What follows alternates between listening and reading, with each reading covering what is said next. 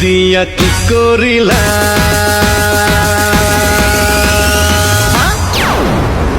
মধু কই কই মধু কই কই আরে বিষ। राम राम सर जी। ओ सर जी के पुत्र रे, पहले बटन बंद कर रे। Sorry sorry sir.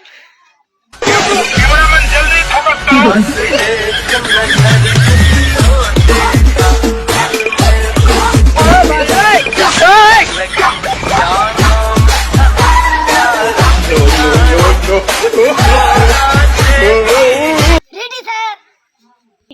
Okay okay ठीक है, इतना लेट क्यों है मुर्गापन? Okay sir.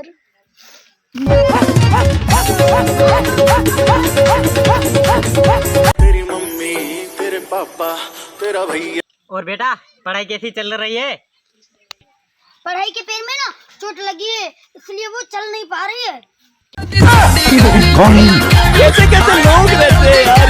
वैसे सर आपसे एक क्वेश्चन पूछना था। अभी मजा आएगा ना भिड़ो। हाँ पूछो। सर जब जहर एक्सपायर हो जाता है तो वो और जहरीला बन जाता है कि उसका जहर खत्म हो जाता है? कैसे कैसे लोग रहते हैं यार। ये फालतू के क्वेश्चन करना कब बंद करोगे? और ये बताओ पढ़ाई लिखाई क्यों नहीं करते? मेरी जाने जाना मैंने तुझे प्यार किया सारी दुनिया के आगे एक। सर जब प्यार किया तो डरना क्या, और जब आर्ट्स लिया तो पढ़ना क्या?